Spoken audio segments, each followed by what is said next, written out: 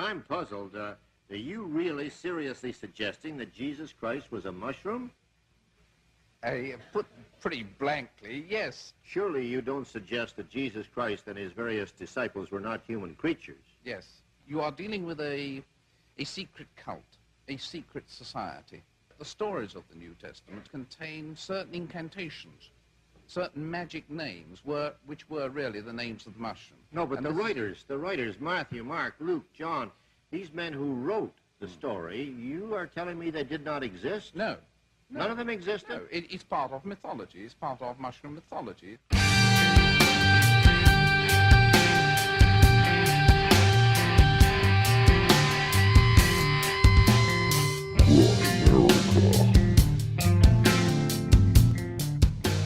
So basically, I've spent most of my professional and a lot of my personal career sort of trying to figure out what it is that's going on about our minds. All right, guys, welcome back to this week's episode of the Grimerica show. We're going to be talking with Dr. Tom Roberts a little bit later about spirituality and entheogens. But first, as always, how's it going tonight, Graham? Hey, Darren, I'm doing pretty good, man. Yeah. East of the Rockies. East of the Rockies in the igloo. I'm actually non-local tonight. Spring has sprung in the igloo. I hope the audio is okay, buddy. It's okay. All right. So, yeah, this was a great episode with Tom Roberts talking about the, our spiritual evolution through personal experiences and stuff like that. Entheogens and mind apps. Yeah, exactly. Which is where I figure we fucking, it's a good chance that shit came from in the first place. Yeah. Yeah, it's good stuff, man. Yeah, it's a good app. So what's new with you, buddy? How's Spam Graham going? It's pretty good. Yeah, I got a little bit of feedback. Yeah? Yeah, anything you care to share? Yeah, I guess so. Yeah. Any hate mail? Any hate, Graham? No, never hate mail, man. They know it's all about the cosmic love here in Grimerica. Yeah, there's always one. No, there's good feedback on the UFO quote segment. So we just got I got an email from Brian Drummond who says he loves the segment. And he suggests that we go back and catalog each of these quotes and put them on the site. So he thinks it'd be awesome to have a whole list of these types of quotes in one place, being that they're all from heavily credentialed people. These statements coming from people with extreme status and access makes it all the more startling. For them to openly make these sorts of comments on the topic so trivialized deserves attention. So who knows? He says maybe one day he can publish a small book. Just a huge list of UFO quotes. Perfect. So yeah, thanks, Brian. Can you just post quotes without Yeah, I think it's okay. Yeah, well, that's a good idea. You got 10,000 of them to add the fucking grammars. Whoever entered them into the computer fucked them up. No, it or do you think it's bad translations? No, it could be just the way that. And these people, they weren't all formal quotes, right? So these people might have been just saying it, right? And, they're drunk at the time. That's reassuring. And I gotta say thanks to Justin. We got a package of little gifts in the mail. We've been testing because he sent us a Bigfoot postcard that never showed up. And speaking of the postal service, we also got a package that was ripped open. And I think it was a book from Inner Traditions, and it was gone. I got it right here.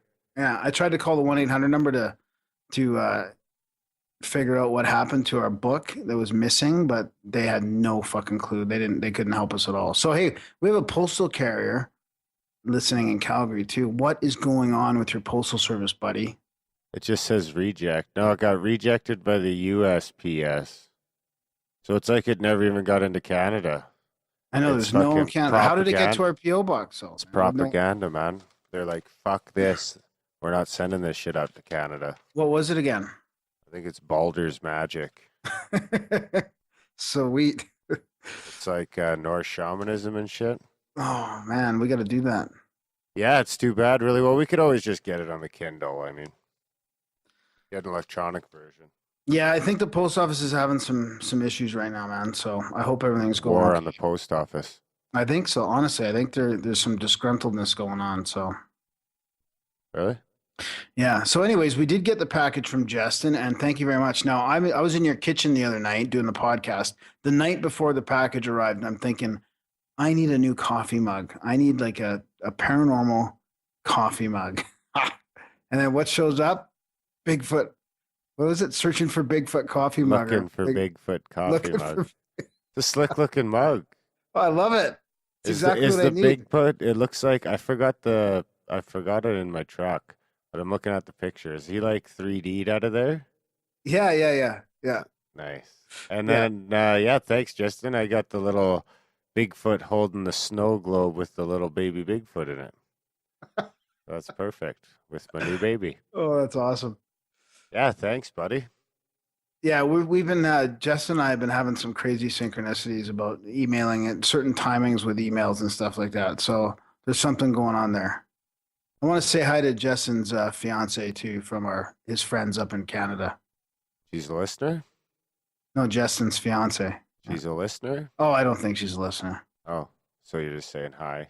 Well, she makes fun of how he calls us his friends, right? And she's like, "Oh, those guys you never met?" Oh, I was like, "That's exactly what some of my ex-girlfriends would have said." Oh yeah, those friends, those guys you never met. yeah. Well, welcome to the future, bitches. Not your fiance, of course. Graham's exes. I'm sure your fiance is a wonderful woman. I'm sure we'll meet one day. That's right. We got big plans for the Lake future. Okanagan Yeah, looking for Ogopogo. and And if- Sasquatch. Yeah, and if nothing else, fishing. So is any more spam grams you care to share? Yeah, I got another one from David at Grimerica. He's on our passport episode too, and he's Yeah, Dave's been with us since day one. yeah, man, that's Yeah. awesome. So he was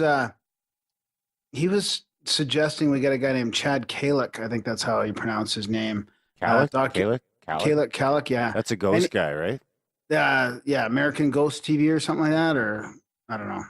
American Ghost Hunter. Good fucking. I've been wanting to do a spooky episode. Really? We haven't Yeah, done that- it. yeah. The Weatherly was the last spooky one, I think.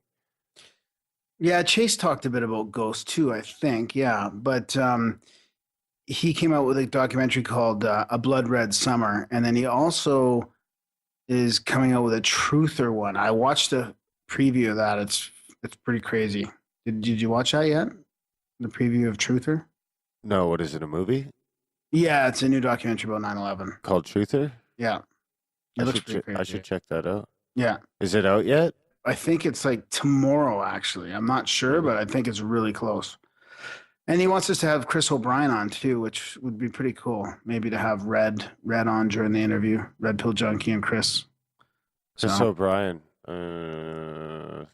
yeah, he's got his new book out, Stalking the Herd. Oh, He's been on Academy lots Relations, of, yeah, right? he's been on lots of podcasts lately. So Yeah. Well, add him to the list. Our list is Our It's list is huge. almost from the. Once we have these latest ones, our list will basically be from the top of the door all the way to the bottom. yeah, so it's good, man. We've got lots of guests coming up, lots of good ideas, lots of good shows. It's lots of fun.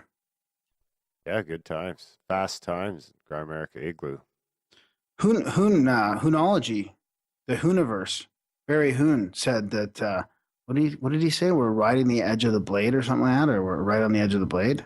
Yeah, and he's working on some cool stuff. Yeah, don't say anything yet. We're not gonna pop it out yet, but some exciting Thanks, things Barry. coming over on that. Yeah, big thanks to Barry, and we'll just tease you guys for now. Yeah, So maybe we'll see Justin at Paradigm this year. yeah, maybe. We're gonna Paradigm have to make 2014. it down Oh. there now because we're Oh, like it's we've already booked an interview with Von Daniken, so we better show up. yeah, it's kind of a good reason to go. Yeah, he'll be pissed if we don't. And Richard Dolan will be there, one of my favorites too, and fucking Graham Hancock and Jonathan West. So it's going to be a fucking wicked one this year. So, and we'll be there in full force. Grimerica, Paradigm in Grimerica. No, Grimerica and Paradigm. Oh, fine. Paradigm's along. Maybe they'll throw a Paradigm in Grimerica one day, Yeah, maybe or we'll just have to have Grimerica on. Grimerica Corp puts on Grimericon. Speaking of that, how's our hegemony going? Hegemony, the Grimerican global hegemony movement is going good. We just latched 86 with Macedonia, which is super medieval sounding. Yeah, I always think of like ancient Greece and the Spartans. I can't believe there's still a country they called Macedonia. I don't know. It seems very ancient. Really? Yeah, and you don't have to say movement after hegemony. I don't think either. Okay, good to know. Do you know that for a fact, or you don't No, think? no. I'm just it's my intuition. Well, we'll see about that. Oh yeah, so as promised, we actually got a bit of feedback on the cat situation, and I thought that shit was bullshit myself, but it turns out it's real. It still is kind of bullshit. Yeah, it kind of is. Actually, that's we didn't want to tell you guys, but that's actually why we're non-local tonight, because Graham is trapped in the back room of his apartment. Zeus is on the prowl. Isn't there when's that cat show of yours? I seen you invited it to me. Invited me to it. Yeah, there's a cat show coming up in a week, April 19th and 20th. Now, do you know what a cat show is? There's a cat show on 420. There's a cat show on 420. I might be there. Hey, you know what though? You better be careful because there's actually there's a liability note here at the cat show in the cat show flyer. Do you want to hear it? I can't wait. The Calgary Cat Association, its individual members, the City of Calgary, and the TICA, which is like some sort of association, North America Association or something. Yeah. They won't be held responsible for injury, loss, or damage to cats, exhibitors, vendors, or other persons attending the show, or any property belonging to exhibitors, vendors, or other persons. So be on the lookout at the show. You might get, scratched or something. But I guess they probably have that at dog shows and everything too. I don't know. You think so? I don't know. Check it out. I don't even know what a cat show is. Like, I think it's actually like a. You should just be able to go to any fucking dog show website and see if. Yeah, I know. I was gonna, but it's getting late. So should I take Zeus on a leash then? Or I mean, are you allowed to? You're taking your cat to the cat show? Well, I just thought of it now. Maybe I should. I think that's a terrible idea.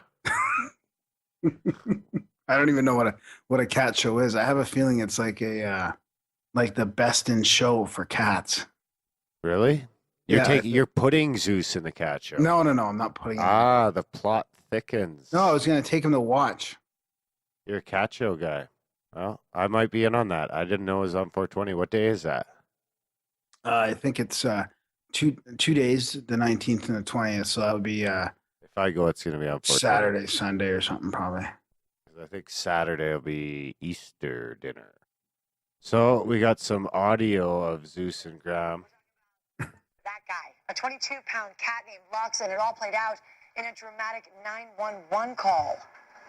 He may look cute, but don't make this cat angry. I have a kind of a particular emergency here. Lux, a 22-pound black and white Himalayan, held his Oregon family hostage in their bedroom, forcing them to call 911 for help. My cat attacked our 7-month-old child, and I kicked the cat in the rear, and it has went off over the edge, and we aren't safe around the cat. It's a very large Himalayan. Is Zeus a Himalayan? He won't let us out of our door. Lee Palmer and his girlfriend Teresa Palmer said the feline turned ferocious after their son Jesse pulled its tail. Palmer kicked the cat, which sent Lux into a rage. He then chased the family, including their dog, into the bedroom. Every time we opened the door, the cat would hiss. He's bad right now. He's charging us. He's at our door, bedroom door. One moment, okay? You hear him screaming? That was the cat. Yeah, I hear him. Hold on. Keep your door shut. Lux was eventually caught by police. She's and laughing placed at him. behind bars. The bars of a crate, that is. The cat did not want to get back in the cage, that was for sure.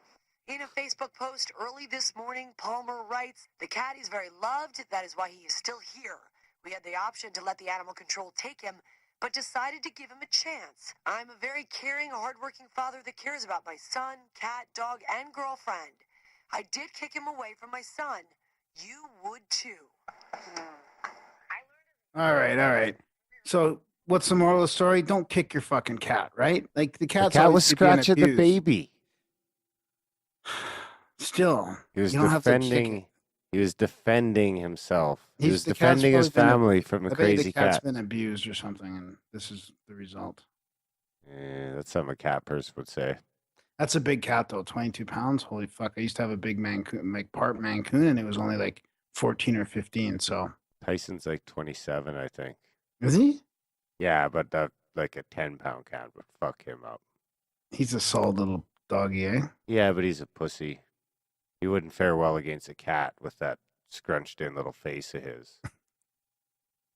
Can't really bite things.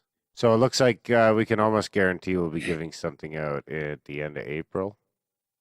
Yeah. So at the end of April, at least $100 will be gifted back to one of our listeners, right? So our money bomb is a way that we can help cover some of the costs. So people contribute to Grimerica, will put their contribution in the money bomb, and then we gift half of that back, at least $100. It will be more once we get more. We'll gift that back to one of the contributors. But you don't have to pay anything money-wise to get in. You can also email a picture of the flyer on the website, download our flyer, take a pic, email it in. That'll get you in too, or send a postcard to the P.O. box. Or I guess a gift, obviously. Doesn't have to be a postcard, eh? No, we'll accept gifts. No narcotics. And it's not a lottery. So yeah, that's the way to help us out with our expenses and to support other like-minded people that listen to the show. Yeah, so April 30th will be the last day, and we'll be giving away at least $100 to one of you guys. So jump on board. Maybe it'll be you. And I want to give a shout out to Greg Carlwood at THC, the Higher Side Chats podcast, who came up with the money bomb idea. Awesome, buddy. Yeah, which probably I don't think it'd be too far out on a limb to say that Carlwood's money bomb money might have turned into a Sasquatch in a coffee mug. That's right. Way to piece it together there.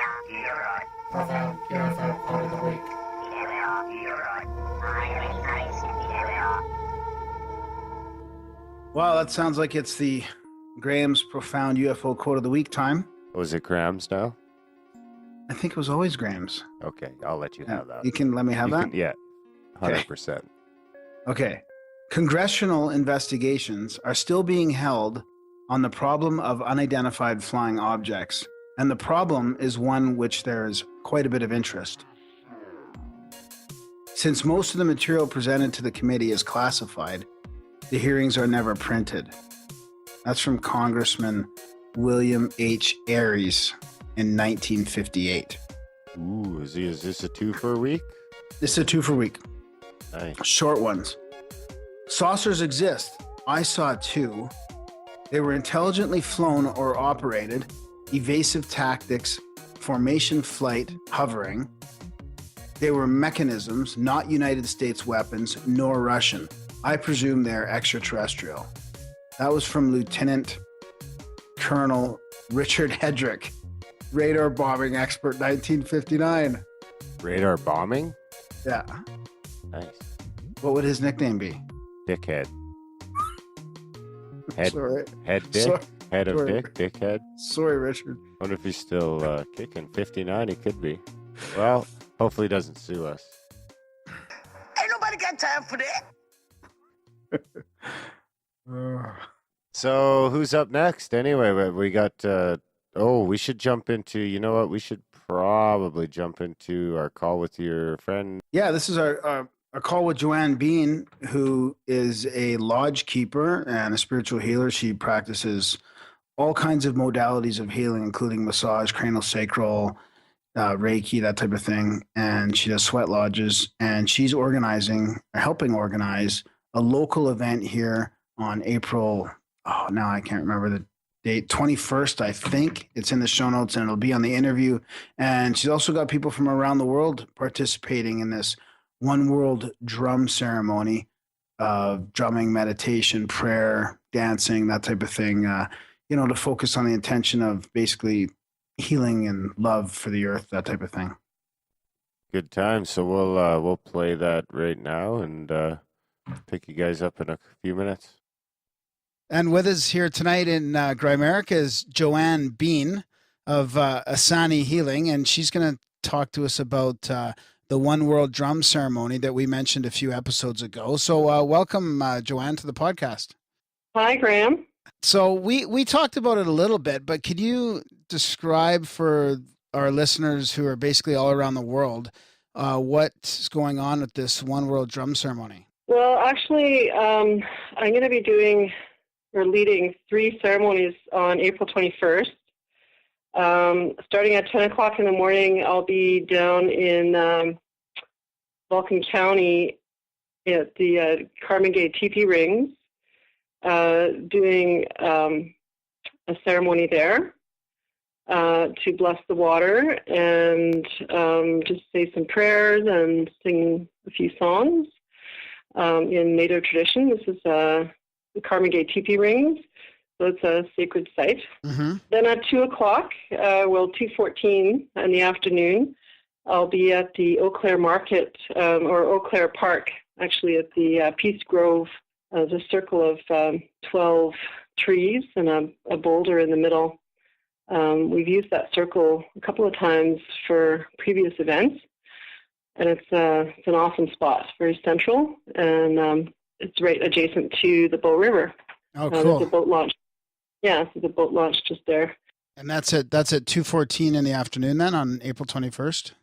Yes. So there'll be a meditation and prayers, and then I'll be doing a drum, like some drumming, and singing probably 4 songs to honor the 4 directions in Native tradition. Cool. Yeah, to promote healing of the water. Yeah. So that is the local aspect. So we do have local listeners too here in Calgary. So I'm going to put some links to your site and to your Asani Healing in the show notes here. So if people want more information, they can just go there. But that's for the local people here in Alberta. So you're also sort of getting people all over the world to participate on the same day, right? Yes, there's already been people from Florida, from Australia, from Whitehorse, from all over the place. And everyone is welcome. This is non-denominational. Yeah. So anybody who has the inclination to say a prayer, to join a meditation, I do have a meditation that I can record and post on the Facebook page and on Asani Healing. If people want to follow that, they can. They're welcome to do whatever they're driven to do. There's been many postings.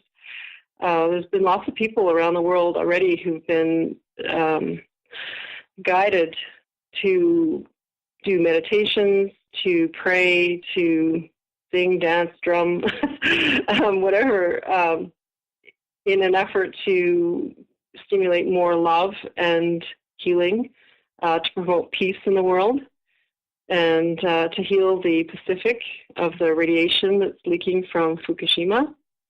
And just generally with all the fracking going on and the just general pollution, that the Mother Earth can use all the help she can get. Yeah, always.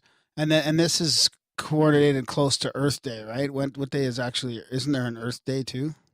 Earth Day is April 22nd. Okay. And it's a Tuesday. So I'll be participating in prayers and meditations on that day as well. I think there's also stuff going on the 20th that I'll be participating in as well, and just adding my prayers to the masses. Oh, very cool. Actually, did Yeah. I get the 21st right? I think I said it was Friday, but I was looking at the March calendar. What day is? Yeah, that is March. It's actually Easter Monday. Darren April still hasn't 21st. switched over the calendar here in the studio. Oh, is that my job? Thanks, buddy. No blame. It's okay.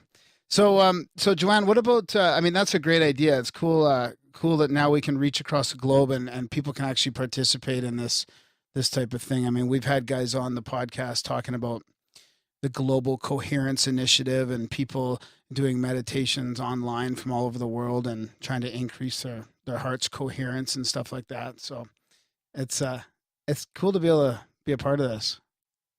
Mm-hmm. So do you want to mention for the local people a little bit about maybe your sweat lodges and what you do at Asani Healing too? Okay. I did just want to mention when I'm done at the Eau Claire Park in Calgary, I'll be going out to the Continental Divide, which is just on Highway 93, just past Banff, about half an hour beyond Banff. And I'll be depositing the blessed water that we'll all be praying on throughout the day.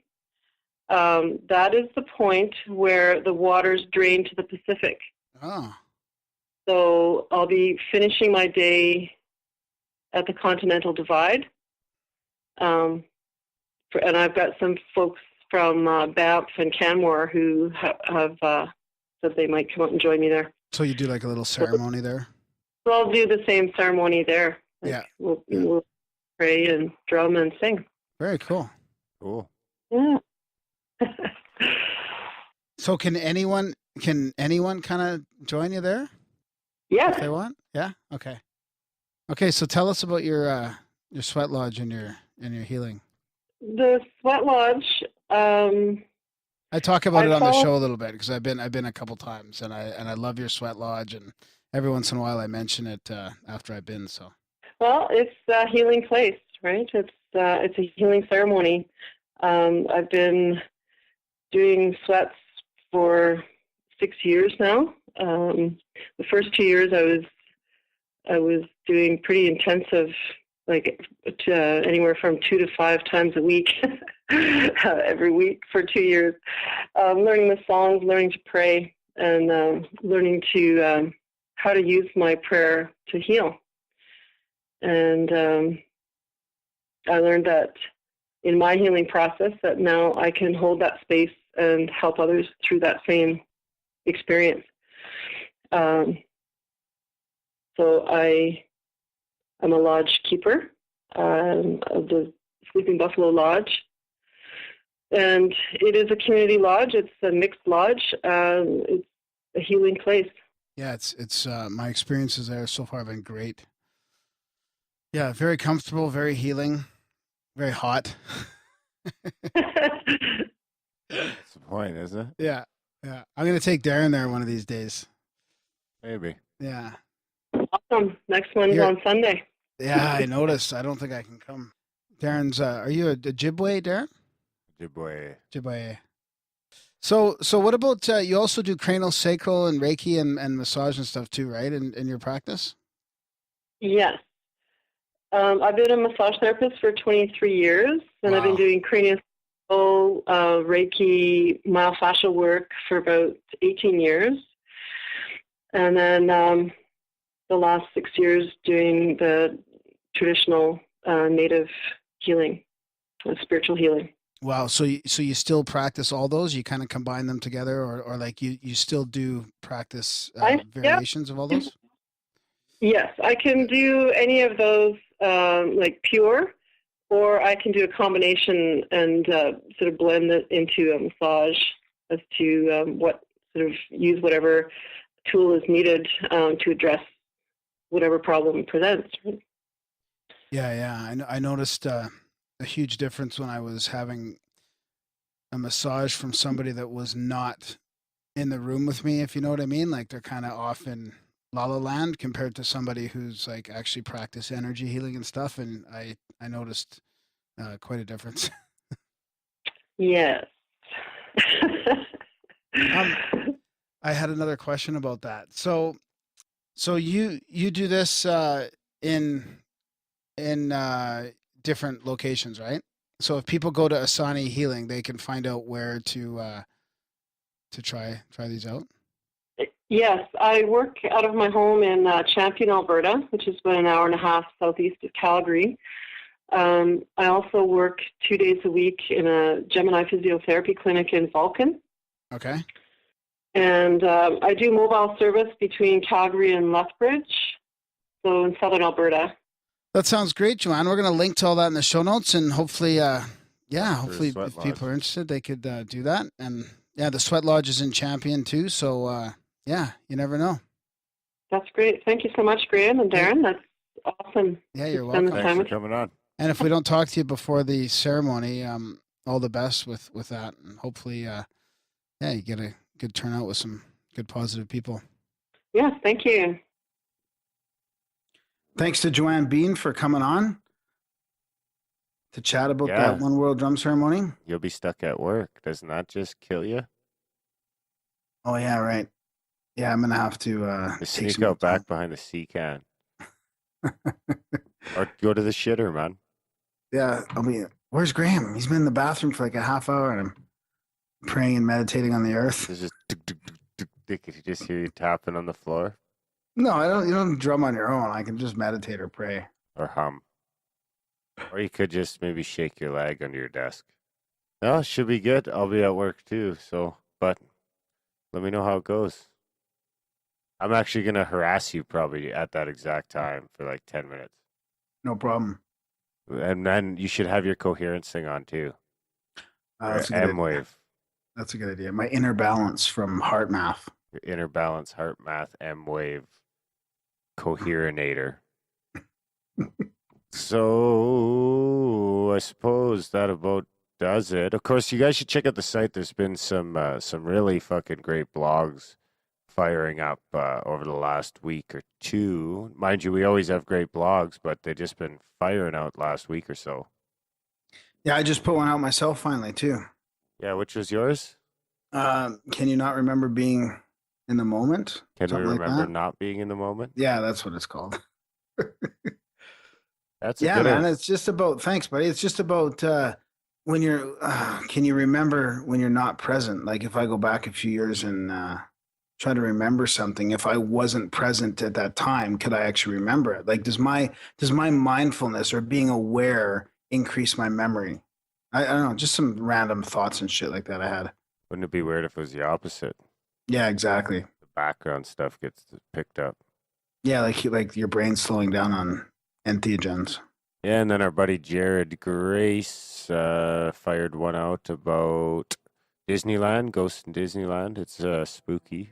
Ooh. And then Justin fired one out, Kurt Cobain, for Kurt Cobain's. Of course, it was just the anniversary of his suicide, so that's a gooder as well. If you believe that. Believe what? That it's the anniversary of his suicide? Oh, if you believe it was a suicide. I gotcha. And then Justin also had a good one about disappearing 5 mass vanishings, a history of vanishings. Came out shortly after the plane disappeared. I wonder if he was in on the plane disappearing. Yeah, that was a long, good vlog. You think he whipped it up after the plane disappeared, or do you think he had it ready because he knew the plane was disappearing? I think it came after. He did come after, but I'm still not going to rule him out. So that's about it, I suppose, eh? We're going to talk about some entheorestrials. Yeah. And all sorts of fun stuff. I don't see anything else up there that we're supposed to get to, so... All right, stay tuned for our chat with Tom Roberts. Dr. Tom Roberts to you.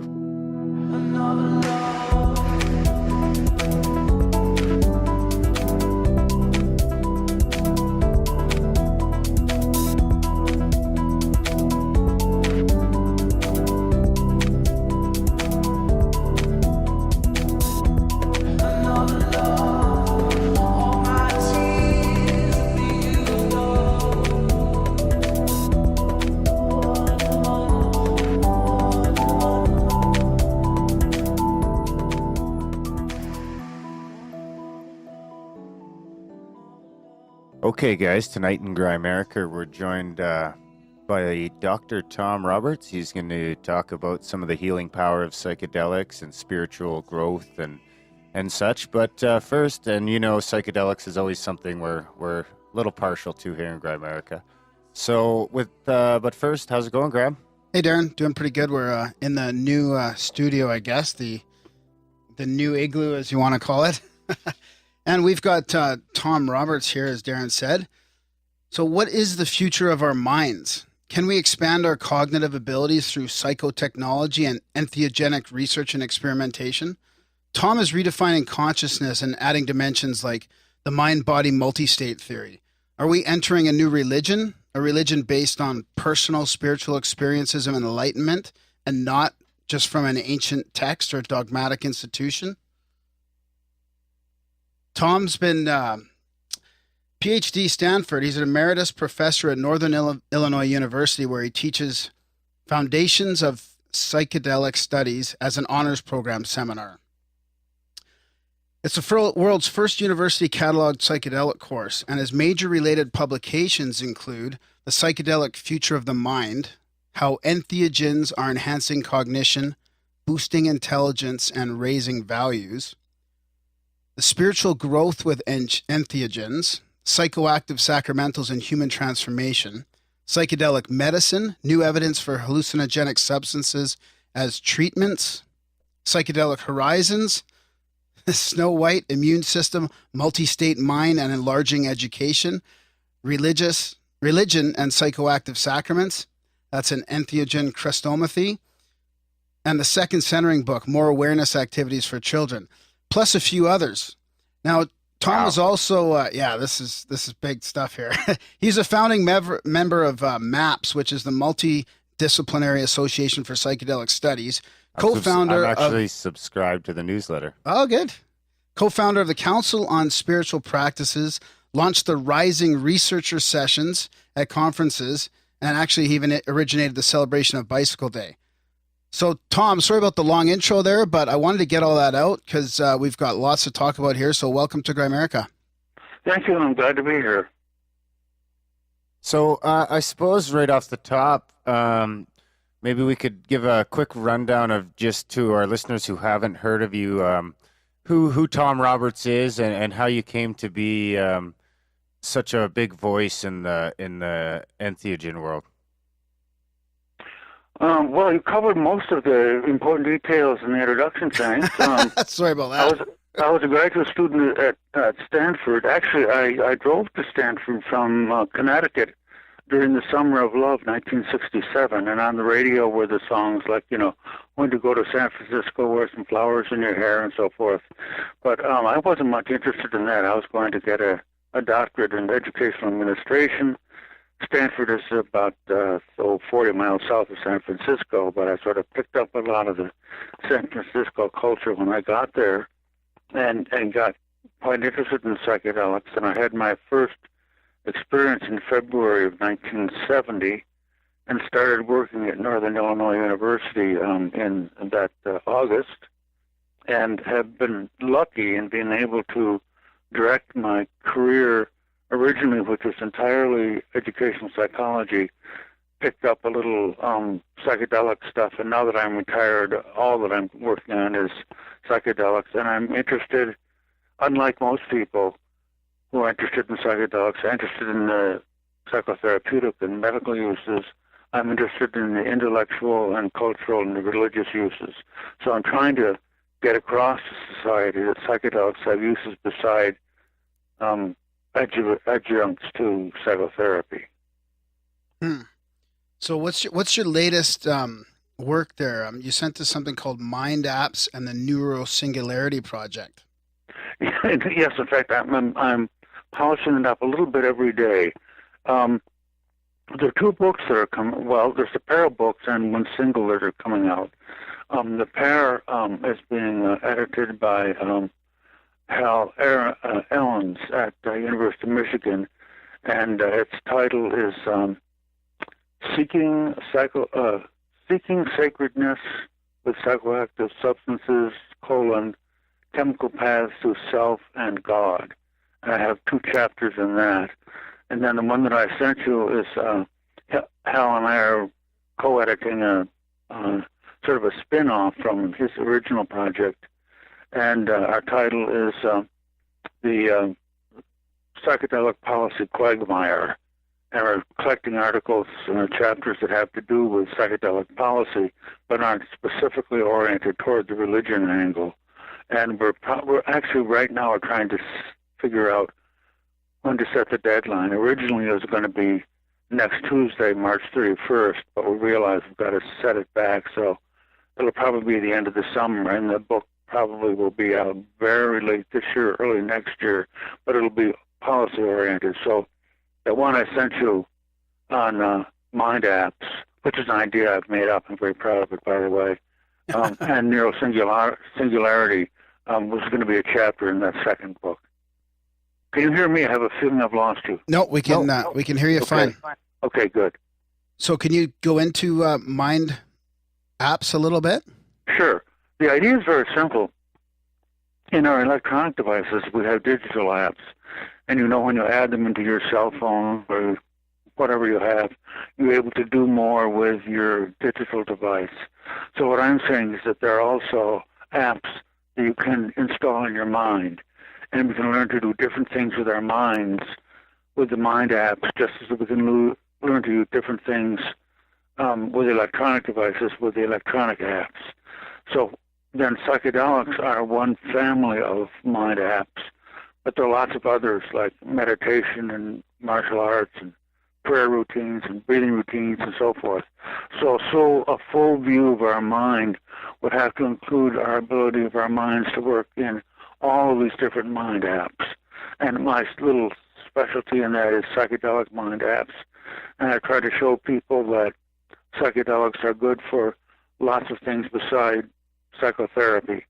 And I'm particularly interested, as I mentioned, in intellectual uses and religious uses.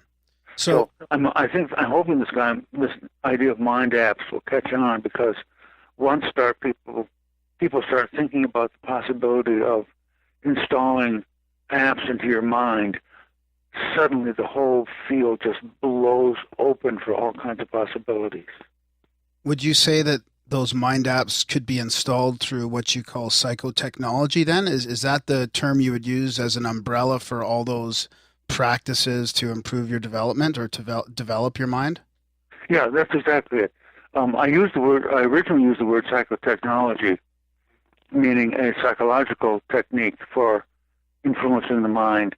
And then it occurred, and I said originally, well, these are like apps to electronic devices. Then I realized if I would invent the word mind app, that sort of says it in like two little simple syllables.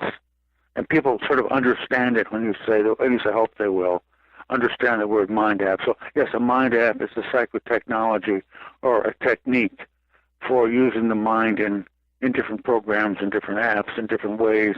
And if you do different things with the mind, with the different mind apps, just like you do different things with a, electronic device with an electronic app. Right. I wonder when the two will merge and I'll actually be able to just think about peeking out on mushrooms or having a cool experience on peyote or something, and you can just, download it instead of having to go out and find it and eat it. And you could choose the duration and intensity and all that. That can't be far off. Or it could be an app on your phone that actually vibrates in a certain way or sends certain frequencies into your mind. And those are a lot of what the transhumanists are looking at. They're looking at largely electronic and genetic ways of influencing the mind. And I think they're onto something big, but I don't think what they're onto is as big as they think they're onto. Huh. So you think there's a ways to come still with that? I think that they're underestimating the complexity of the human mind. Right. Let me give you a couple of examples. Is that biological molecules in the mind actually are flexible and change shape. So if you're going to model the mind, you have to be able to model molecules that are changing shape. And I think basically they're seeing the mind as an information transfer device, one neuron connected with another and so forth. But it's a lot deeper than that. And then another problem I've just got through reading Kaklu's book called The Future of the Mind. He's a physicist, and he says that that it's going to be possible to model the mind very well, but it'll miss certain things. And he says the reason it'll miss it is because it won't take into account quantum physics. So he's looking at it as a physical problem. I'm looking at it as a cognitive psychologist, and I notice the interesting idea I like to use is the idea of emergence. That is, when systems get complex, new properties, new characteristics emerge that aren't part of any of the individual components. And the mind or self or cognition are emergent properties. And if we build a model of the mind that's based on transistors or some other electronic device, transistors may be replaced by finer electronic devices that work on a quantum level, but they're still going to be physical things rather than biological things. Mm-hmm. And just as our biological mind emerges, produces mind, self, concepts, the new electronic mind may emerge with new properties, but those properties are going to be different from the biological properties.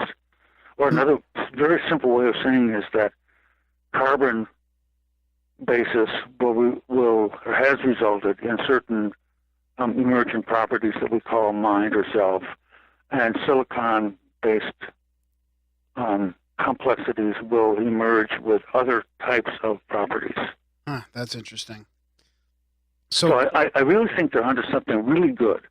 And I want to encourage them, but I think they're missing some of the complexities. The elasticity part of the mind, like neuroelasticity. So yes, and plasticity. So they would have to design something that would be able to change its shape and connection sort of constantly. And also, how are they going to put in things like, being hurt or hungry or horny or holy? I mean, those are part of what it takes to have a human mind, right. And those are going to have to be sort of worked in somehow. Huh. All the hormones. It means a lot to be a human. It means to have a lot of hormones influencing the mind, or the brain and the mind, and so those are going to have to be worked in somehow. Huh. Sounds like a bit of a project. Yes, it is. But I think we're going to discover some really good things about when you try to model something and you find how the model doesn't work, what you're discovering is something about the original thing you're trying to model. Right. And I think it'll be really useful that way.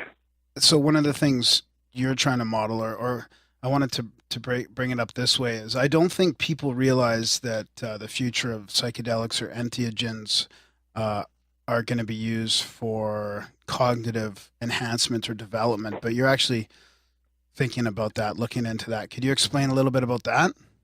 Yes, sure. For years, actually, I am an educational psychologist, so I'm interested in learning how people think and looking at cognitive psychology. So what I'm proposing that we enrich our view of how thinking occurs is to recognize that thinking, that is cognitive processes, occur in all mind-body states. And whether you're dreaming or meditating or doing yoga or whatever, and that a full view of the human mind and its cognitive capacities has to include all those capacities and all those different mind states. And basically what we have right now is sort of a single-state psychology, and we're not looking at all those other possibilities. So I think this is it's an error of eliminating information that we're making by looking only at our mind, only in its ordinary awake state. Now, we include sleeping and dreaming too, but those are sort of subsidiaries. Mm. So the question then is, how many additional mind-body states can we install with these various mind apps? And how will they affect thinking? And will we develop new ways of thinking that haven't been developed before? And the really intriguing idea of this is every new mind app that's developed is like installing a new app in, let's say, your cell phone. You can do different things with it. So as we are developing these new mind apps, and they're being developed, chemically and through meditation and so on and so forth, the possibilities of the mind is increasing, at every one of those steps. And to make things even more fun, suppose we start combining them. Suppose we combine, let's ayahuasca with certain types of meditation. Will we actually create new mind apps and new cognitive processes that hadn't been created before? So the mind is a construction process in process rather than a given that we just have to explore. Fascinating. I wonder. Yeah, it's a big idea. I suppose you could even consider something as simple as reading as being like a basic mind app. Well, I think that for most of us, reading takes place in our ordinary default awake state. So I would say that that is an ability within our ordinary state is to read and comprehend and remember and so forth. And the question I'd ask is, in fact, anybody who's ever been stoned has experienced this. What happens when you read something stoned? I mean, it's a different experience. You get right into it. Yes, right. Yes, right. And so what that means is that we can ask the question, how does reading vary from mind-body state to mind-body state? And we all know sometimes, like when you're really reading, you're absolutely into what the person is saying. It's like being absorbed in a movie or a TV show. I mean, you just absorb it in. And sometimes you're like critiquing it, or sometimes you're having a hard time concentrating on it. So all those different mind-body processes offer a great variety of ways of doing everything. And reading is one of those things that varies from mind-body state to mind-body state. So, Darren, do you get right into it and then forget it right after? Well, that certainly can happen. I mean, I don't know how many people have had the experience of you start to read a sentence, and by the time you get halfway through, you forgot where you started. Yeah. Yeah. Right? Sometimes I'll get that where I'm like a third of the way up through a page even. Yeah. And I'm like, yeah, okay, right. back to the top. Yeah. Yeah, exactly, right. So do you have any examples, Tom, of how entheogenic research has shown that it could improve cognitive abilities? Oh, yes. Well, yes. The best known is probably in music and art. The posters of the 60s, psychedelic music and so forth. But what I'm particularly interested in is problem solving. And the best example of this that I know of comes from Jim Fadiman's book. I forgot the name of it. Exploring Psychedelics or something like that. And there are a couple of examples of this. There's at least one Nobel Prize, and probably another one, whose insights came from people using psychedelics. Terry Mullis's invention of the PCR technique is one of them, and he clearly says that he didn't think of it while he was doing LSD. And this is very interesting because he said that what he did is, using LSD, he learned to visualize, and he carried that ability to visualize back into his ordinary state. Now, this is interesting because we always wonder about carrying information from one state to another. For example, you wake up in the morning, you've dreamt, you can't remember the dream, and then suddenly, downloads. For me, it's like 10:30 in the morning for some reason, and you remember the whole thing. Yeah. But he was able to take that skill learned in psychedelic state and transfer it back to his ordinary state, and then use that to develop the PCR technique. And the other possibility is Crick's insight into the nature of the DNA molecule. And a lot of people have that's pretty well nailed down. I'm not convinced yet, but I may have missed something that they know about. But beyond that, Jim Fadiman was part of a project that went on, actually it was published in 1966, where they took professionals who had been working on problems, and these were mathematicians and designers and architects and people all through different professions who had been stumped on problems, and they gave them mescaline. They were in groups of 4, had them think for a while and listen to music in the morning about their think about the problems and relax and get into the music, and then have a very simple lunch together and talk to each other in the group, and then try to come up with solutions to their problems in the afternoon. And I think they had, I'm not sure the numbers, but I think they had 27 different professionals, and some of them actually solved more than one solution. And so they came up with 44 solutions. And the question was, would the clients accept, let's say, the designs, or were they useful? Did they get publications out of them? And they did. And so, but this is an example of using psychedelics. To me, this is the lead that most needs to be followed up, is on creative problem solving, or actually it's thinking outside the box. Yeah, well, this is what I would love to see established. Yeah, well, even Steve Jobs famously thanked LSD, or not thanked, but quoted LSD as helping him in the development of his Apple products. And I mean, Apple's definitely become a household name. I myself, personally, in my younger years, have had experiences in the waning hours of LSD, like, right at the tail end of it, where I noticed that I'm multitasking. I've actually noticed it in myself that I'm multitasking at an incredible rate. Like, and being present with all you do, though? And yeah, exactly. Like, I have like 6 different things going on at the same time, and I have them all in fucking perfect unison. Meanwhile, isn't that fascinating? Yeah, it is. What you were talking about there, Tom, reminds me of the relaxation response. I don't know if you've ever heard of that. It was, I think, somebody named Benson wrote that book, and it's kind of like when you're super stressed out and you're trying to solve a problem, the answer comes when you're in the shower, or when you basically let it go and relax. And it sounds like now that they've done these studies about how our brain actually slows down on entheogens, that it almost sounds like that problem solving comes from sort of a psychoactive relaxation response. Yes, that certainly can happen. And for example, in my own writing, I often wake up around 3 or 4 in the morning, and I can't really get back to sleep, but I sort of drift in and drift off. And I will come up with like words or phrases or insights that I want to use, and actually will come to my office right here where I'm sitting now and write it down so that I don't forget it. And there's that sort of half awake, half asleep sort of state you get into that creativity happens. And this is standard. No, actually the first psychological problem I got interested in was creativity. And that's back when I was in the 4th grade. I wanted to be an inventor.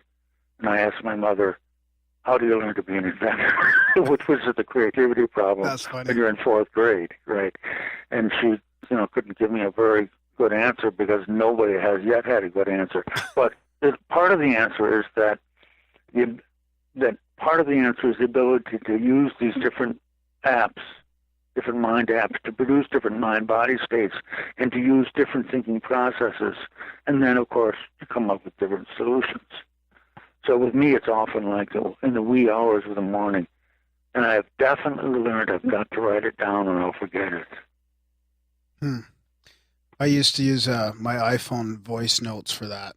I would have it open on I was trying to learn how to lucid dream, because talk about bringing information through different mind-body states. Like when I was learning how to lucid dream, I didn't do very good at it, by the way, but when I was trying to do it, I was trying to learn how to bring everyday awareness into my dream. Like, so you'd create a habit in your real life, and then in your dream, you'd bring that habit into your dream to become lucid. Yeah. I was in the dream group in the early 1970s, and one of the women in the group had like a tape recorder next to her bed, and when she had a dream, she would she'd wake up and pick up and record it, and after a while she would pick it up and describe her dream like, this is happening to me now, first person, and then often she'd wake up the next morning and be surprised that she had recorded her dreams. Wow. Yeah. Yeah, that's what I was trying to do, to try and train myself to remember my dreams. There's a lot of similarity. Like, in a dream, they say to look at your hands. Yeah, and if your hands look weird, and you experience the same thing on psilocybin, where you look at your hands and it just doesn't seem like they belong to you. Don't they look like they're breathing sometimes when you look at that? For me, in my experience, it's like sometimes it just seems like it's a suit. Like the hands aren't under my control. Like a meat suit? Yeah. Have you tried those glasses that have little lights on them? The blinking glasses or something, right? They blink and let you know that you're dreaming. You're supposed to get used to the blinks. They detect your REM movement, I think. Yeah, something like that. I've never used them, never seen them. Yeah, that's on my list. Definitely. Right. So what about healing through entheogens? I hear and it reminds me of lucid dreaming too, because when you read all these lucid dreaming books, healing seems to come up everywhere. Like you can be aware of one of your problems, whether it be like something physical or like a nightmare, and be able to heal it through a lucid dream. And then it seems like there's similarities between people possibly healing on entheogens, whether it's like ayahuasca trips or psilocybin. Like, do you have any research? Have you written about that? Oh yeah, this is one of the big ideas. I have a chapter in the Psychedelic Future of the Mind, and the title of it is something like, "Do psychedelic-induced mystical experiences result in healing?" And there are these fascinating anecdotes of people who have had spontaneous remission, usually not with psychedelics, but occasionally with psychedelics. And part of the experience of a spontaneous remission is a very powerful, positive, mystical experience where they feel at one with the world and feeling very blessed and very healthy, and have sort of like cured things that are supposed to be incurable. So the question I'm raising is, if mystical experiences are what causes or occasions unusual healing, is it possible to produce mystical experiences intentionally? And of course, one of the things psychedelics can do is to intentionally produce mystical experiences. So this may be a clue on making spontaneous healing not really spontaneous, but coming out of mystical experiences. And the important thing is not the psychedelic, but the mystical experience. And the psychedelic is merely a way of producing a mystical experience. And I really think this should be produced. This should be investigated. Yeah. So for something like that, the settings have to be just right too, though. So, like, do you think how like in an ideal circumstance, how would you see it working? Okay, there are three like ideal images that have been used. One is at Charlie Grobe at Harbor Hospital in Los Angeles, the group at Bellevue Hospital in New York, and the group at Johns Hopkins Medical Institute in Baltimore. And they all are using the same process. Now, it's important to point out that they have a very strict screening process, and they only take people in who are basically mentally very sound, okay, right. And no pre-psychotics, and none of that, okay. And in each of those cases, what they do is they use psilocybin to produce mystical experiences. Charlie Grobe and the Ross group at Bellevue have been working with people who have terminal diseases, mostly cancer, in order to do the psychotherapy of approaching dying. It doesn't work on the underlying disease, but it's psychotherapy to help the person not be overly stressed about the disease. And they've done the same thing in Baltimore at Johns Hopkins, but they've also they're actually right now, they're working with people who have nicotine addiction, and they are recruiting people. So if anybody listening is in the Baltimore area and wants to be a subject, get hold of Roland Griffiths at Johns Hopkins Medical School. And what they found is that the first thing they do is they screen people. Second is they take probably 8 to 12 hours of developing rapport with psychotherapists, and the psychotherapists then sit with them during the experience. So that's the third stage. So they're guided during the experience, and there are two there. They're a man and a woman, and both in all these cases. And finally, after the experience, there's an integration session that day, and then a day or two later, sort of help people adjust the experience to their lives and understand it, and instead of just seeing it as, oh, I did this weird thing and now I'm back being myself, but integrate it into themselves. And this process seems to be the one that works best. So that's really where we are on that. And I actually think there ought to be an institute or a center or a company or something that would provide screening and preparation and sessions and integration. And so that, mental health professionals could send people to this center, or people who are working on creative issues could work on it that way, or people who are working on problem solving could work on it that way, because it's a very specialized professional background, and just any person can't really be the person to screen and guide. So I'd like to see some sort of institution or company or center set up that would sort of guide people and provide this service, just like there are, dialysis centers or any other centers. Yeah, or even like, could it even be as even people who go into yoga or go into group meditations or thing like that? Oh, what are you doing this weekend? Oh, I'm going to go down to the center and have an experience. That would certainly be part of it. Yes. I think.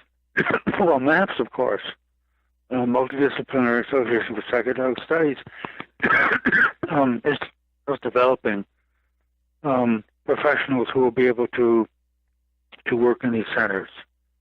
So, that's definitely the direction things are going in. To me, it's not a question of whether they will be set up, but who will set them up and when and where and so forth.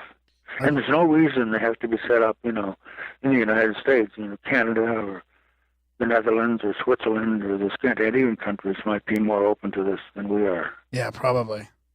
Yeah, I think you're right. So, well, you've been at this for a long time, and you must have seen a lot of positive movement already. But do you think that's something that you'll see? Like, could you put a time on it, a prediction?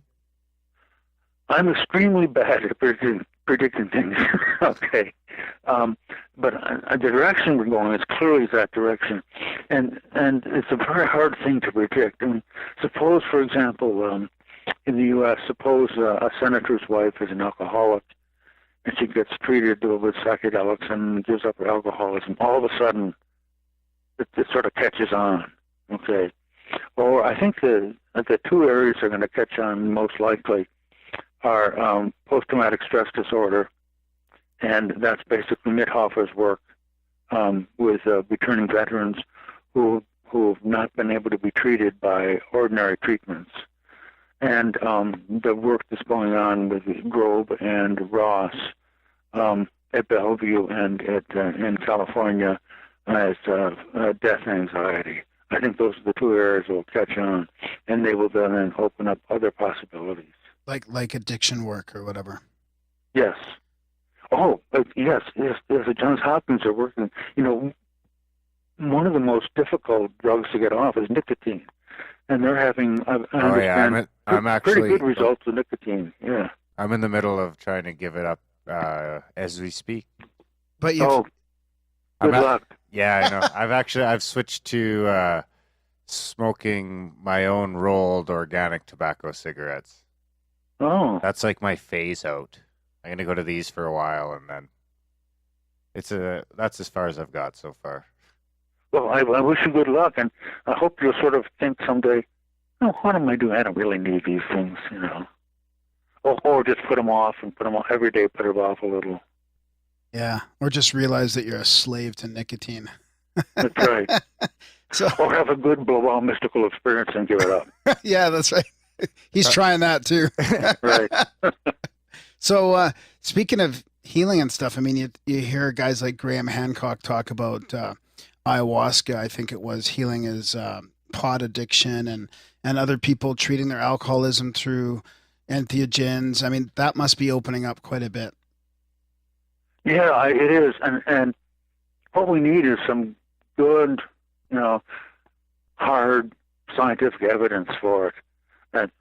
Not that has to convince people, but I mean, that's basically the way society works, and you have to come up with that evidence for it. Can you even study that in a scientific way, though? I mean, you know, you have people like I'm an old 12-stepper myself, not old, but I've been clean and sober for 6 years. But I mean, hearing people get clean and sober through the program. Actually, it's 6 years today, Darren, by the way. Congratulations. Yeah, Congratulations. Thanks, good for you. All right. But good going. But you know, people use the 12 steps or whatever else, and the scientific result I get out of it is I've seen so many people get better and get clean and sober, but it's so hard to measure. You know, you have to trust what people say. There's a whole bunch of variables. So that must be one of the hardest things to study. Yeah, well, I mean, if you can rely on what people are saying, provided you just say that that's what you're relying on. You know, Bill Wilson did LSD and really saw LSD as the way that he wanted Alcoholics Anonymous to go. Right. And when he was really blocked by the directors at that particular time because psychedelics had such a bad rep at that particular time. I mean, that's tragic. And one of the real tragedies of this is that there are all these people who could have been helped for decades and decades, not just alcoholism, but other psychological problems or PTSD. I mean, sort of on, and they haven't been helped. And it's awful to think that our laws have basically prevented people from becoming healthier. Yeah, I agree. I mean, it's kind of hard to get addicted to entheogens too, right? I mean, there's still the stigma around it as a harmful drug, but I did know one guy who was, and I can't even fathom how this happens, but he was kind of addicted to LSD. I think alcohol was involved too, but I was just astounded at the amount and the frequency of the use. I mean, I know that, you know, with my past experimentation with hallucinogens or whatever, it's, you know, you can only do it so much unless you're like, who are those guys in the that we interviewed that day there? Yeah. Well, I mean, every drug has some people who have idiosyncratic reactions to it. I mean, there are people who die of aspirin and penicillin and so forth. So you got to recognize that.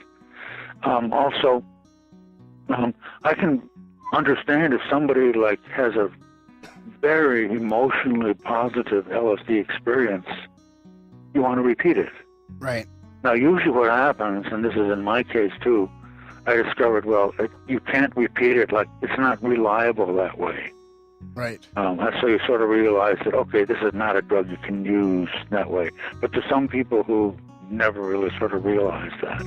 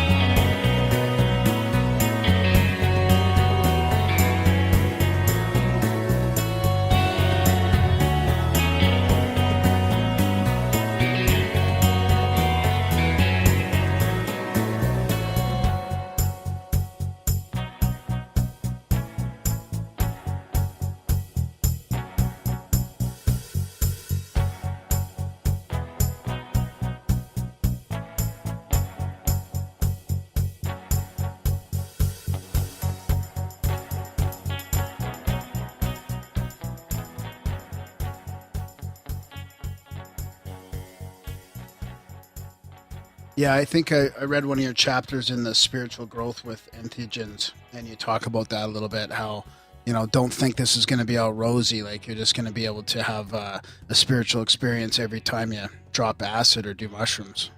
Right. Right, and that's an insight that the whole culture has to recognize. It's not like, turning on with some nice high, like crack or something, it'll get you high. But I think even in the negative experiences, there's always something to be learned. Oh, certainly in psychotherapy. Yeah.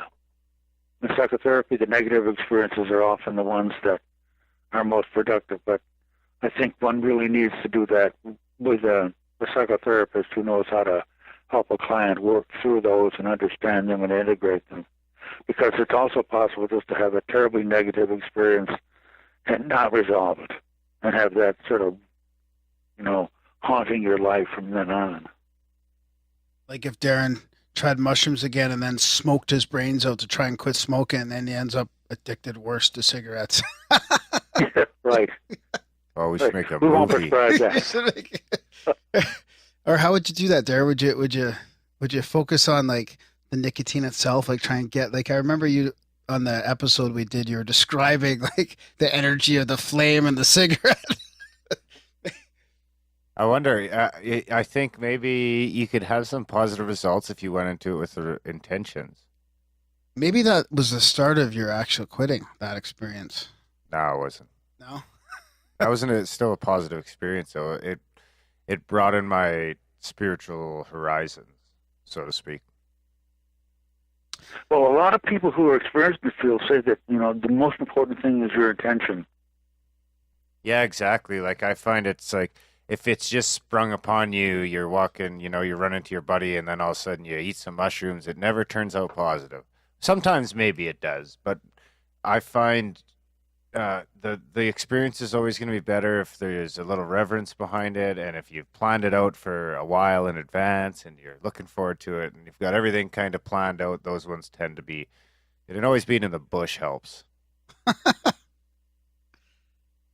So, Tom, speaking of all these different drugs and all that, why are we still in this state of denial here about all these different drugs being classified as harmful? Like, when are we going to open up in our society and allow people to have, as Graham Hancock would say, sovereignty over our consciousness? I think I expect it's going to be a slow process, and I think the medical door is going to be the door that will open it. And as I said, I'm not good at predicting the future, but I think that it'll happen sort of one step or two steps at a time. First with, people facing death, and then with PTSD, and then other types of psychotherapy. I would like to see it being used in the academic and scientific communities for problem solving. And I don't have a sense of when this will happen. But all the advances, let's say in the last 20 years, have been sort of moving steadily in this direction. And I think it's important for it to be done in a cautious way, because we live in a society that's cautious about drugs. Like, I wouldn't want to see a lot of these drugs, legalized in the sense that you go down to a liquor store and buy them, or go down to the drugstore and buy them, because I think that was a mistake of the 50s and 60s. Now, the reason I'm thinking that is not because I think they were especially dangerous, although they are dangerous for some people, but because one or two extreme, noticeable cases sort of screw the thing up for everybody else. So I think we just have to approach it, very sort of methodically. Our culture has ways of doing things, and like it or not, I mean, that's the way society is set up.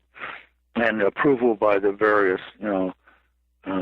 Food and Drug Administration in the United States, or the Health Services Administration in Britain and so forth, have to do it that way.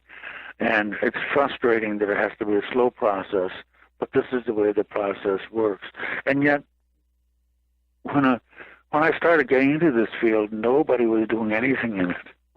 And now, if you're on the MAPS forum or you're getting information in one place or another, information is coming through at least weekly. And people are sort of recognizing there's more to the human mind than just our ordinary state. And changing the idea of what it means to have a mind is a big change for society. And this is slowly happening and working its way through. And I think we just have to hope that it won't take too long to happen, and try to encourage it to move along, but recognize that there's not going to be a sudden, overnight sensation.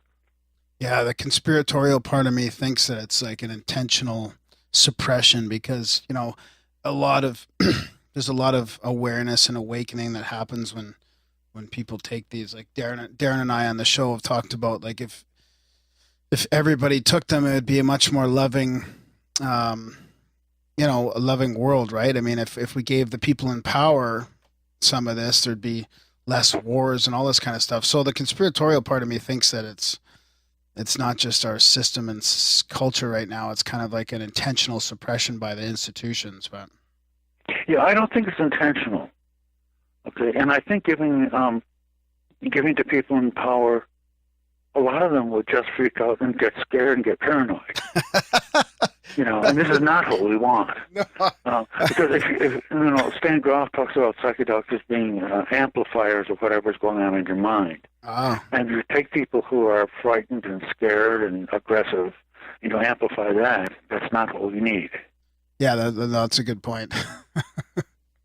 So no, and we have to realize that you and I and our friends know a very selective bunch of people.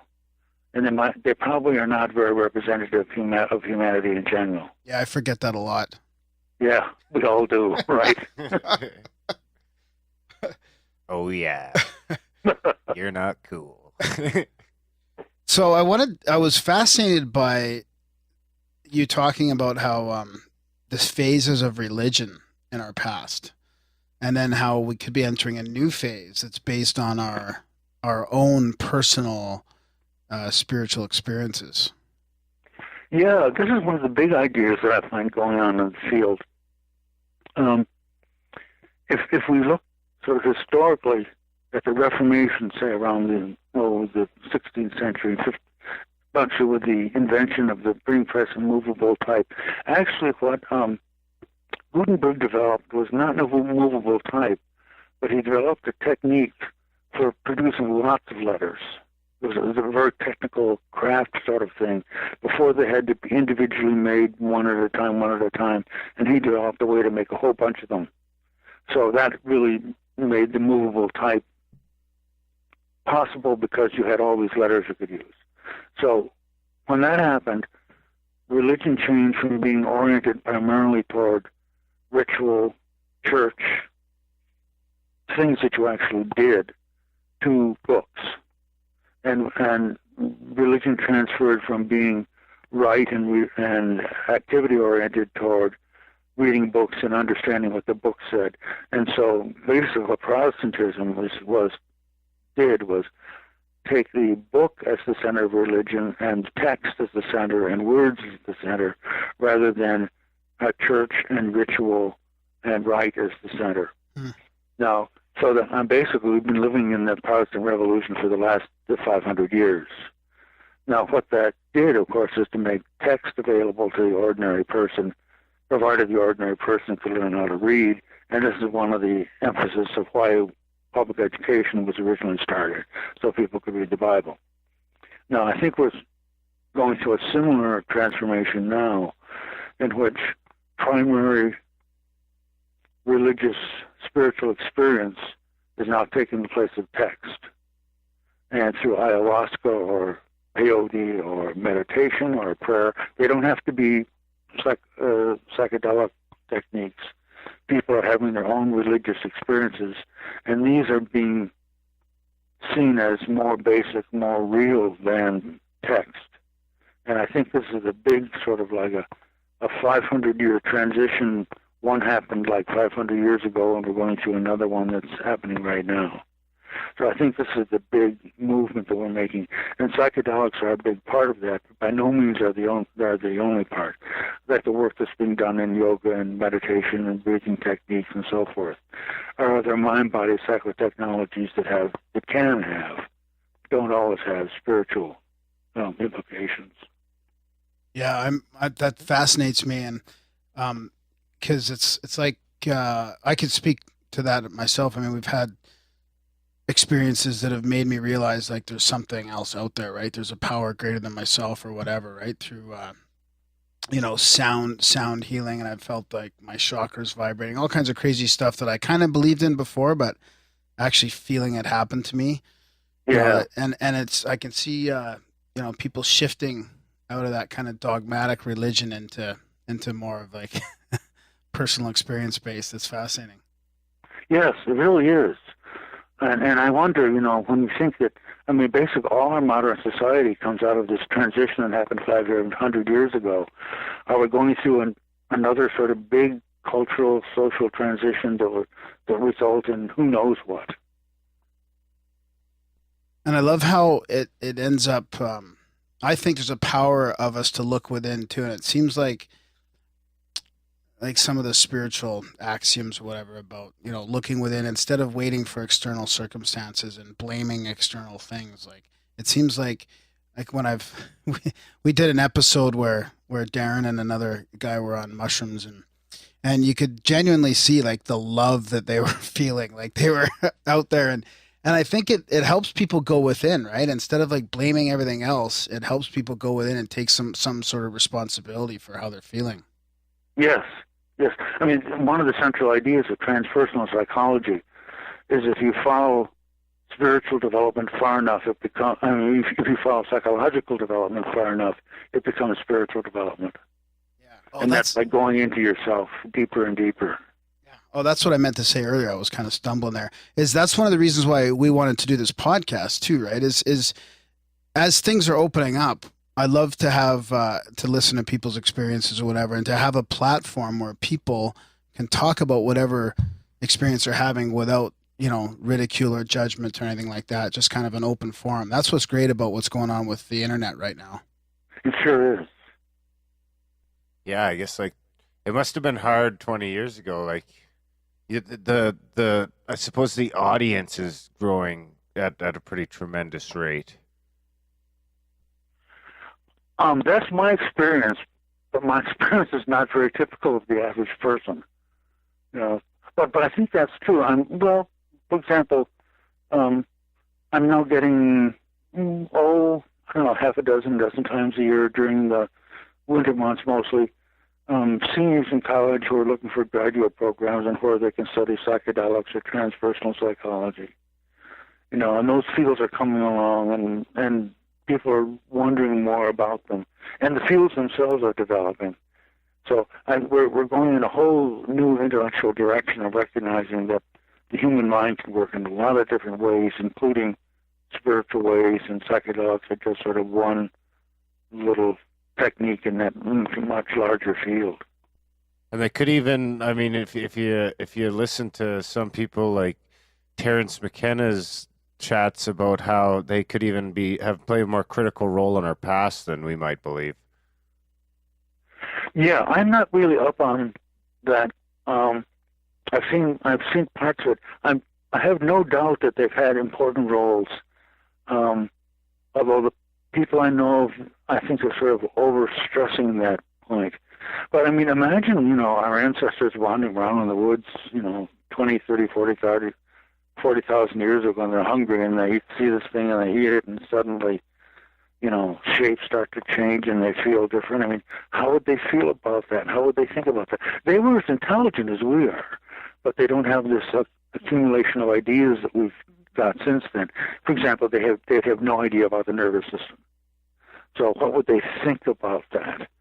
And without it, and more anthropologists, and archaeologists are finding sort of psychedelic roots in their fields, and this is a really exciting field because new questions are being asked when they look back at ancient Greece or Rome or Persia or something. They ask, what psychedelic plants or psychoactive plants did these people use?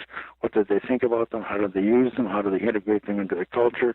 So there's this whole enriched view of human nature that's coming along. So what do you think about some of the crazier stuff, like people seeing, entities or purporting to have, dimensional doorways open up, or seeing the machine elves and collective consciousness type stuff where like you can read each other's minds? I'm very skeptical, but also hopeful that they're onto something. But I think most of them are not being enough self-critical. And that may be just a result of my own poverty of experience. I recognize that. I talk to people who have had who reported experiences with sort of extraterrestrial beings. Mm-hmm. And my thought is, well, it doesn't sound right to me, but that's what I would have thought about psychedelic experiences 40 years ago too. So, right. You got to say, well, I'm very. One of the nice things about psychedelics is they teach you that you might be wrong. Because we've all been wrong, and then humility. We have an experience. Yeah, and think, oh well, what else am I wrong about? So, what about your own experiences? Do you have any special ones you could share with us? Well, my first was up at Lake Tahoe in February in 1970. And it was a beautiful sort of, wintry outside trip. And my real result of that was not so much the experience itself, but thinking something is interesting about this. Something's going on here that I want to know about. As an educational psychologist, I think about the mind, and I think, now wait a minute, this says something about our minds. So basically, I've spent most of my professional and a lot of my personal career sort of trying to figure out what it is that's going on about our minds. That's where the idea of mind apps and psychotechnologies comes from. I've tried to estimate how many times I've tripped. And I kept track of them up to around 17 or 18. And then after that, they all became sort of too many to keep track of. But I think it's probably 120 plus or minus 20. Right. Mostly, of course, like years and years ago. I'm at a point now in my physiology where I don't want to, challenge my heart and my liver. Yeah, I've got some catching up to do. So, do you think that a lot of your ideas then are directly attributable to some of those trips? Like, do you really feel like you came up with a lot of good ideas, or at least open up your mind from some of those? Yeah, my experience has been not so much during the trip, but in reflecting back on it and thinking about it and trying to say what was happening there, what was going on, how do I understand this?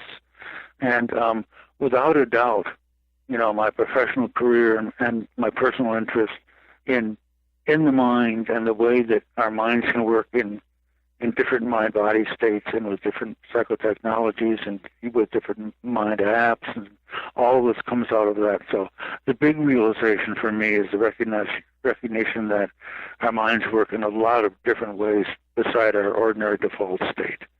And once that's given, everything else sort of like falls into place.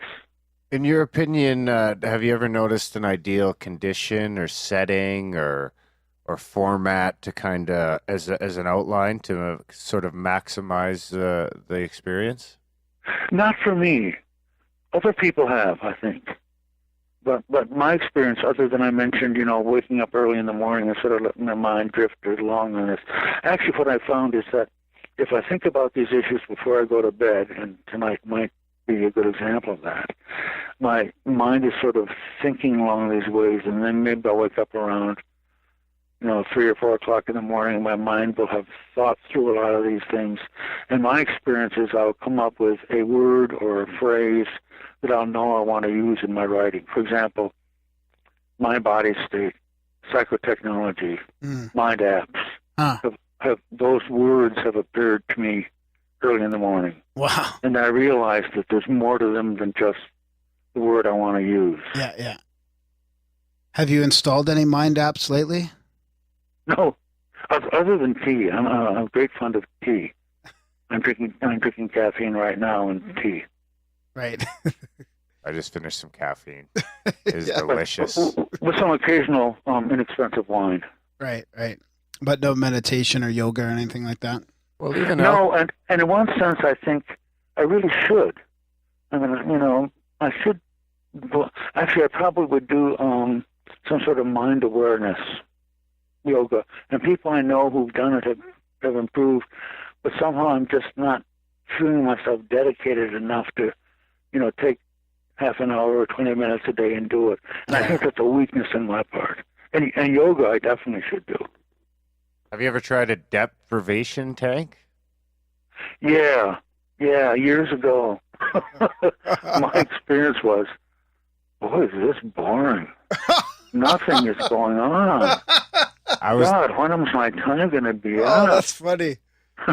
Yeah, I didn't have a great experience either. Graham took me to one, and I had a cut on the back of my knee, and it started, I didn't know about it. It was just a little tiny scrape, I guess, and I hopped in, and that started burning. Oh, yeah. So I had to get out and wipe that off and put some of that jelly on it. Then I hopped back in, and then it had the salt water had started running down my forehead when I was out wiping off my cut. So then it got in my eye. So then that bugged me for the next 10 minutes. And then the last 5 minutes was really nice. Well, I'm glad it ended up all right. He was playing around most of the time. But then again, that was his first meditation experience. We threw him right into the tank, so. Good. So what else do you have coming up besides the publishing of that book that you, and we'll link to all this in the show notes in the episode, but besides that book, do you have other things planned? Any conferences? Well, actually, I'm being interviewed this Thursday night, and I'm writing with a woman at Shepherd University, seeing about speaking there this fall. I don't have any, well, actually, I do have a conference on April 7th, I think it is. I'm going up to Madison, Wisconsin. They're showing a movie from Neurons to Nirvana, and there's a panel, and I'm on the panel that'll be talking about psychedelics. Oh, wow. I did the same thing earlier this month in Chicago. And actually, I have 4 projects I'm trying to decide which ones I want to do and when.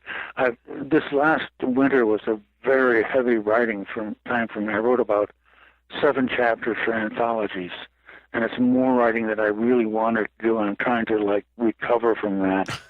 But I still have things I want to write about.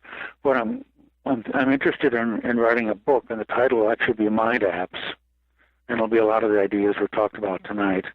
Cool. Another one is taking Stan Groff's view of the mind, particularly the perinatal level, and using it to analyze works of art. And the one that I want to get into first is the movie Pink Floyd The Wall, which is an incredibly good movie from Groff's perspective. Yeah, I know that one off by heart myself. That was our go-to movie back in the 80s. Oh, sure. It is so powerful.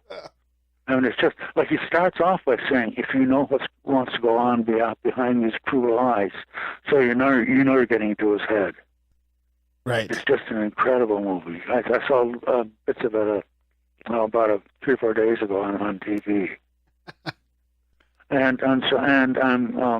I'm thinking of writing actually a whole book using Groff's ideas as illustrating how to use them to understand things. And so those are the sort of the projects that I have in mind, and I'm just not quite ready to do them yet. I've done so much writing I need to kind of relax. But the problem is these ideas keep on coming along, and I don't want to lose them. I don't think I've ever even seen Pink Floyd The Wall, the movie. Oh. Yeah. Is it like a music video? It's on DVD. Yeah. Oh, yeah, it's pretty powerful. How long is it? It's about an hour and a half, probably, something like that. It's definitely like a pretty much full length. Is it maybe it's only like an hour. A movie? It's the album. It's the album, right? Oh, it just plays the music? No, and it's a whole movie with the album playing. Yeah. Is it like a plot and talking and? It's a pretty crazy plot. You might find a plot in there. Yeah. Yeah. I mean, there's the theme of breaking through the wall. Which comes through it. And what you do is you see some of the things in his background and his current life that have sort of built up this wall that he finally tries to break through. Toward the end, like the last, 10 or 15 minutes, have absolutely stunning cartooning, not in the funny sense, but in graphic art. Yeah. It's just incredibly powerful. Yeah, that stuff sticks with you for a while. Yeah. Yeah, you know what? Did you ever see, what is it, A Waking Life, I think, or something like that? Yeah, I saw that. It's pretty cool. That's a cool one, too. I'll have to watch that now. Maybe I'll watch it this weekend. Is that the one where the guy's wife is sort of off in a cave or something like that? No, it's like it was animated, too, I think, wasn't it? And it's like Buddy gets hit by a car or something happens, or I forget what the premise of it is, but it's like an exploration of the mind and kind of down the same line as what the bleep do we know sort of movie. Oh, The Awakened Mind, is that the name of it? Yep. Oh, good. I'll have to see it. Yeah, I think Inception is a lot of fun, too. Oh, yeah, that was a good one. That's a dream one, right? Yeah. All the layer upon layer of dreams. Sort of a dream, right, but it's done chemically. Chemical dreaming. So before we let you go, Tom, is there any place our listeners, if they want to find out more about you, that they can track you down, or are you on the Facebook or the Twitter or any of that fun stuff? I'm not on Twitter. I'm actually thinking of dropping off Facebook. I'm getting so much junk mail. But I have a website, and a lot of my writing is on there, and links to videos. It's very simple. It's NIU, like Northern Illinois University, dot academia dot edu / Thomas Roberts. And we recommend that people read all that stuff. There's some really powerful stuff in there. Yeah, thanks. I've enjoyed writing it. Yeah, thanks. Yeah, and I'm going to be putting new stuff on there, every now and then too. Yeah, we encourage all our listeners to check out the site and to read the books. I just finished was Spiritual Growth with Entheogens. Is that it? Chapters. Oh, yeah. Yeah, I like that one's cool because it's a perfect, like, on the go, not a lot of time book, because it's all split up into nice, perfect little bite-sized chapters. Oh, good. Yeah, that came out of a conference that we had in 1995. And we asked the people at the conference to contribute chapters. And originally it came out, I think it was in 2001, and then was republished in 2012. Yeah, very cool. Well, Tom, we'd like to really thank you for taking time out of your busy schedule and coming on the show with us tonight. Well, thanks. As you can tell, I love talking about this stuff. Yeah, and I think it's important work, too, for the future of our culture. I hope so. Yeah. Maybe one day we'll be able to look back at the war on drugs, and it'll be a distant memory. Boy, I hope so. Right.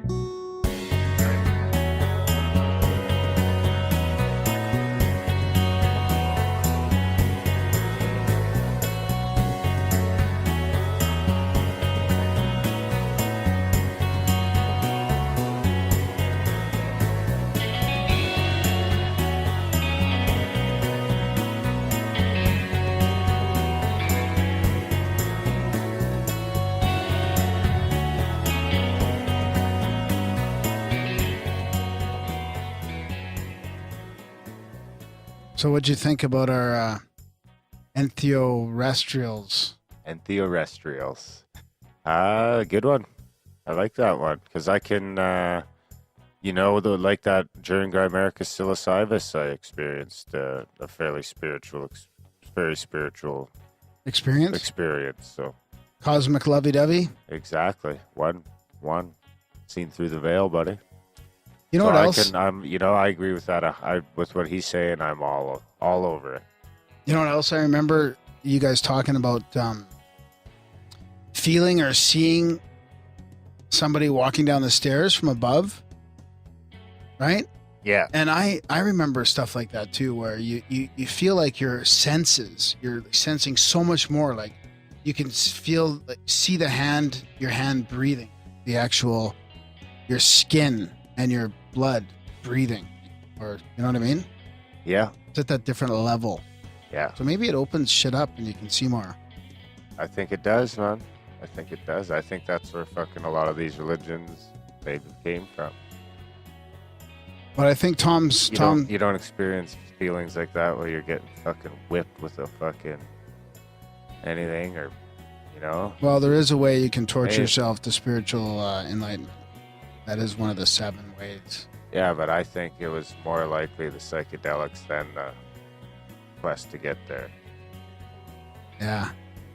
Yeah, and I liked how Tom is bringing up these new concepts, like basically evolving religiously through personal spiritual experiences and the mind app thing, right? That you don't have to use entheogens. You can use yoga or meditation or Kung Fu. you know, sound healing or sound journeys, whatever you want to do. And what did you just say there? Kung Fu. Kung Fu, yeah. Martial arts. If you want to be like that.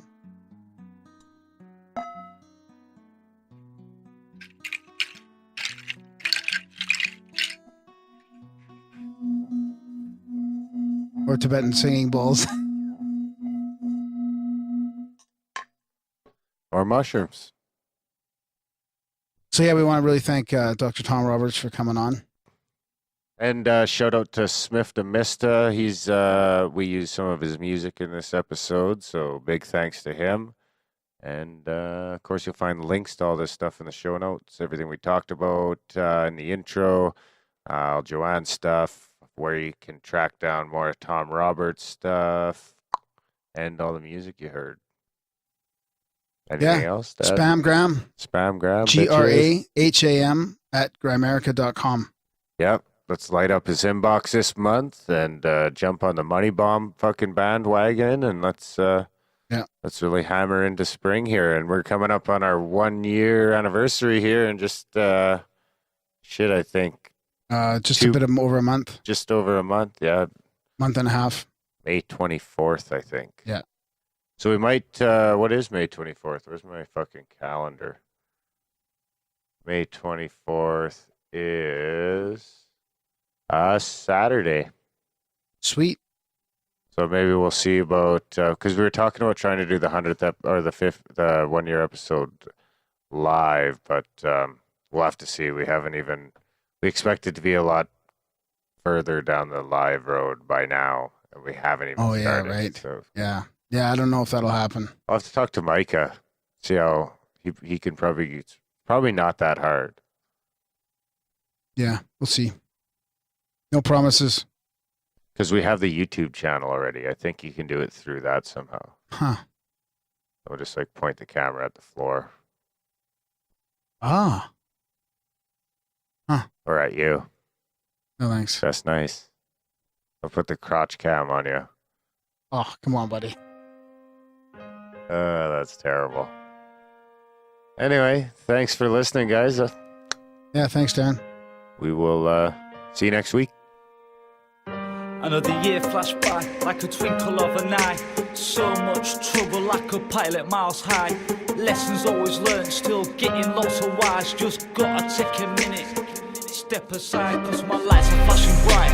My path is clear to fly. I've had it with this place, ain't stop until I'm high.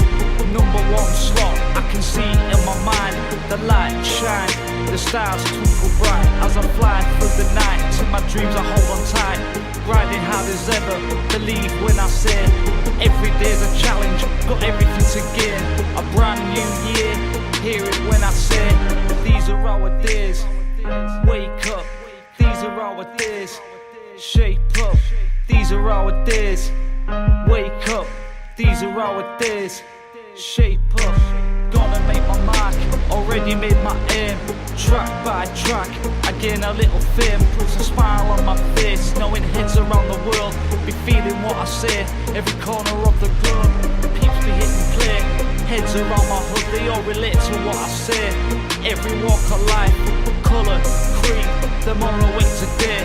Music, beats, it's my way to wake the sleeping giant. A message I portray, truth, freedom. Our way is becoming ever clearer. They don't hear what we say. The people have no voice and need change. These are our days. Wake up. These are our days. Shape up. These are our days. Wake up. These are our days. Shape up. Fukushima on the back for economic demise. Transatlantic fallout, the government's lies. You shouldn't be surprised. Look at all the scandal, from expenses to the bribes. One gets sacked, 10 stand in line. Coalition army all chatting the same rhyme. Don't matter who you vote for, what agenda. That's to occupy your mind. Mainstream media, that's all that fills your eyes. I suppose it's not your fault, the system's got you choked. Slam down, both hands are on your throat. You've got a choice, and we all have a voice. If you don't shout up, they won't hear the noise. These are our days. Wake up.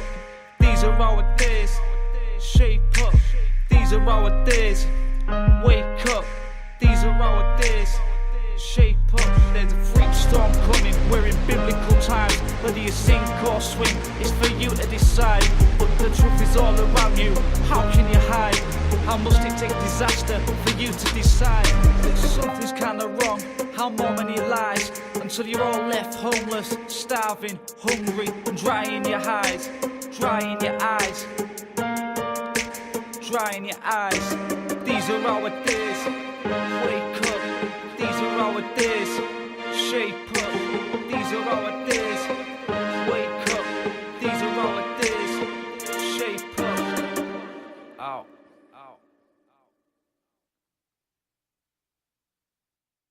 I'm